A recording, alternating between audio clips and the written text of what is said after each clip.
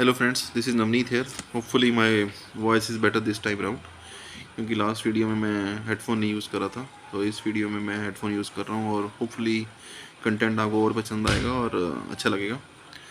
तो इस टाइम मैं टॉपिक जो बनाने वाला हूँ वो है गिग इकोनॉमी. अभी गिग इकोनॉमी बहुत ही स्ट्रेंज टॉपिक होने वाला है. शायद आपको अगर पसंद आए या आपको शायद ऑलरेडी इस बारे में पता हो, लेकिन हाँ, अगर नहीं पता तो ये टॉपिक शायद आपके लिए अच्छा लगेगा.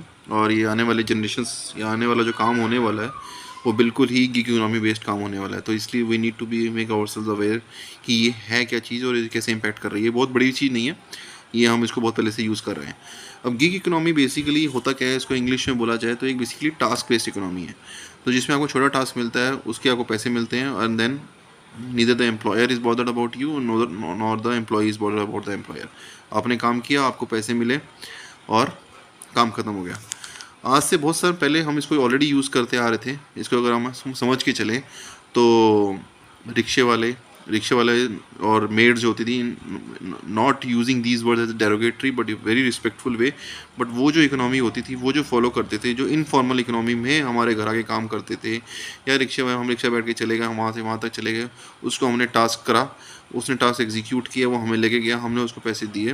ना रिक्शे वाले को मतलब है कि उसके बाद आप कहाँ जा रहे हो, ना आपको मतलब है कि उसके बाद उसका क्या हो रहा है. तो मोर लेस इस टास्क बेस्ड इकोनॉमी पहले भी चलती थी. मेड्स आती थी हमारे घर में, वो भी एक दिन के लिए काम करा, नहीं किया, उस दिन के पैसे उसको मिले और नेक्स्ट डे वो चली गई. तो हाँ, तो ये तो था. लेकिन अब जो गिग इकोनॉमी आई है उसका फ़ायदा बेसिकली अब क्या हुआ है कि अब कॉर्पोरेट्स इस काम में उतर गए हैं. जो basically corporatisation of your informal economy हो गई है. तो कॉर्पोरेट्स को बहुत फ़ायदा होगा इससे, क्योंकि कॉर्पोरेट्स को क्या करना पड़ता है कि कॉर्पोरेट्स को जब भी आप एम्प्लॉय हायर करना पड़ता था तो बहुत ज़्यादा टाइम में उनको एक पूरा पैकेज देना पड़ता था, एक पूरे लेबर लॉज फॉलो करने पड़ते थे, उनको हेल्थ अलाउंस देना पड़ता था, उनको मेडिकल फैसिलिटीज़ देनी पड़ती थी. बट इस गिग इकोनॉमी ने क्या किया, कॉर्पोरेट्स को यहाँ फ़ायदा ला दिया कि भाई उनको काम छोटा है, ये काम है, और इतने काम के वो पैसे लेंगे और कॉर्पोरेट का काम उसके बाद खत्म हो जाएगा. They will be treated not as a employ but they will be treated as a partners. Technically वो एक एम्प्लॉय की तरह ही उन पे वर्क प्रेशर रहेगा, बट हाँ, मोर और लेस उन पे एक कॉर्पोरेट्स का जो था वो हैंडओवर कम हो गया, कि उन पे प्रेशर जो था उन पे बहुत ज़्यादा कम हो गया. इसमें अगर आप सोचा जाए, छोटी सी बात मैं कहूँगा कि gig economy is basically your corporatisation of your informal economy. काम वही है, लेकिन अब वो कॉर्पोरेट कर रहा है वही काम.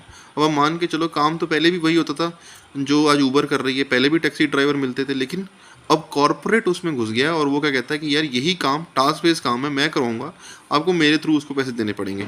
ठीक है, पहले भी मेड आती थी, लेकिन अब आज अर्बन क्लैब के थ्रू आएंगी, तो वही काम बेसिकली टास्क बेस्ड हो गया है. इसमें सबसे बेनिफिट जो एक आ रहा है, बेसिकली जो हम इनफॉर्मल इकोनॉमी बोलते हैं, उसको जो फॉर्मलाइजेशन हुआ है, तो उसमें सबसे ज़्यादा फ़ायदा जो होगा वो गवर्नमेंट को होगा. क्योंकि जब भी आप फॉर्मल इकोनॉमी में आते हो तो आपको टैक्सेस मिलते हैं. गवर्नमेंट को पता है कि उनके टैक्सेस एक लिमिट तक जाके ख़त्म हो जाएंगे, स्टैग्नेंट हो जाएंगे.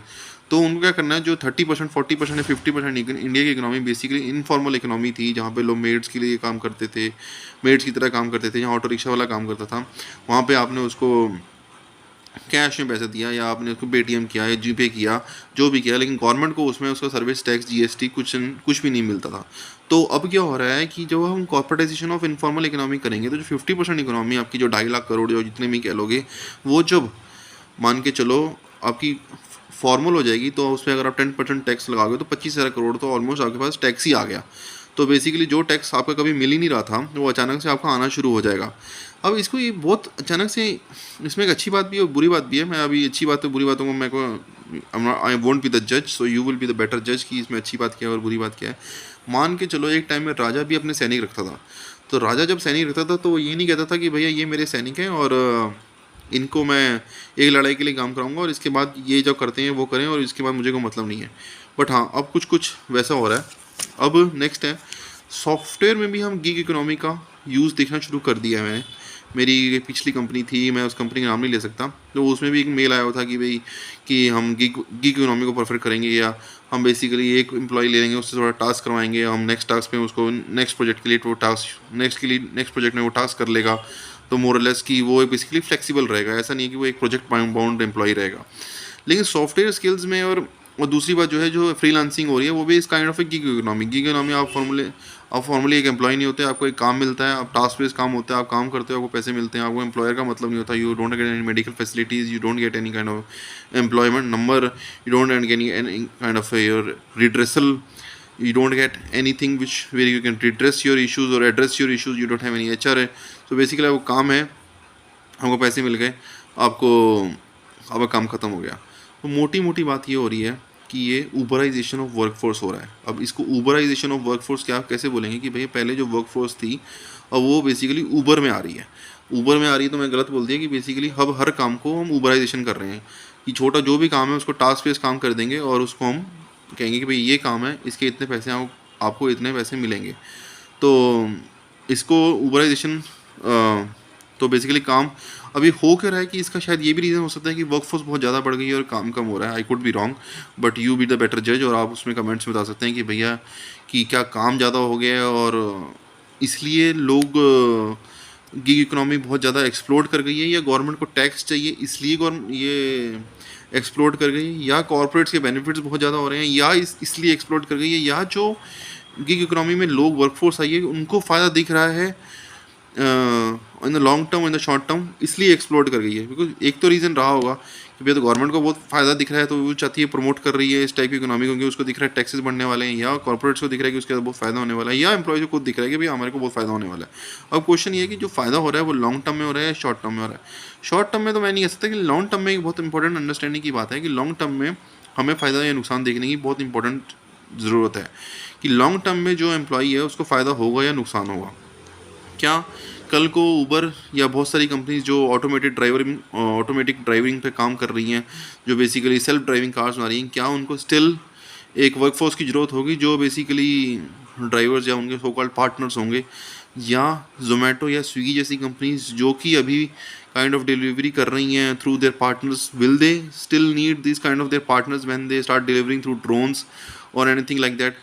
Similarly, when you are delivering medicines or anything like that, will they still need this kind of workforce when you start delivering medicine through the drones or many other ways of medicines जो delivery हो जाएगी? तो अब question ये है कि फ़ायदा किस में है, लॉन्ग टर्म और शॉर्ट टर्म।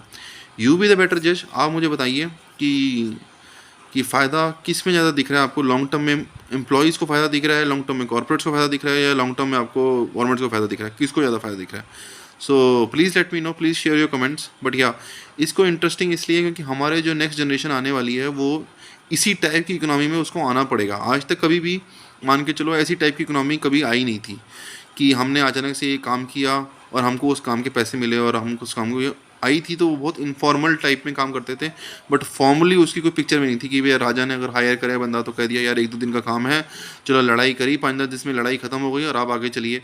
तो ये जो फॉर्मलाइजेशन ऑफ इनफॉर्मल इकोनॉमी पहले भी होती थी, पहले भी हमारे पास मजदूरों को हम यूज़ करते थे या यूज़ बोले तो उनसे हेल्प लेते थे, उनको हम पैसे देते थे। बट हाँ, एक बहुत बड़े लेवल के कॉर्पोरेट या एक राजा या एक गवर्नमेंट कभी भी इस टाइप की इकोनॉमी को यूज़ नहीं करती थी। वो मोर और लेस प्रेफर करते थे कि हमारे पास एक डेडिकेटेड सेट ऑफ एम्प्लॉइज़ हो, बिकॉज उनको पता होता था कि लॉन्ग टर्म मेरे को इतना काम रहेगा तो मेरे को एम्प्लॉइज़ की ज़रूरत रहेगी। बट हाँ, अब इसमें और अब उनको पता भी चल गया कि बहुत सारी एआई का टेक ओवर होने वाला है। वो एक अलग टॉपिक रहेगा कि भैया एआई का टेक ओवर जॉब्स के ख़त्म कैसे करेगा या बढ़ाएगा कैसे, that will be different topic. But हाँ, इसको यू बी द बेटर जज एंड लेट मी नो कि गिग इकोनॉमी फ़ायदेमंद किसके लिए सबसे ज़्यादा रहने वाली है। मैंने आपको पॉइंट्स दे दिए हैं, उस पॉइंट्स पे अब सोचिए, विचार कीजिए। बट हाँ, अपने आने वाले बच्चों के लिए और मेरे बच्चों के लिए या हमारे आने वाले रिलेटिव्स के लिए ये बहुत ज़्यादा ज़रूरी है कि हमें एटलीस्ट ये चीज़ पता हो। Thanks for that. Thanks for your time, and hopefully you like this video. So if you like it, do let me know and in your comments, and like, share and subscribe करें, whatever that thing is। थोड़ा मोटा भी हो गया मैं। चलिए, okay guys, bye.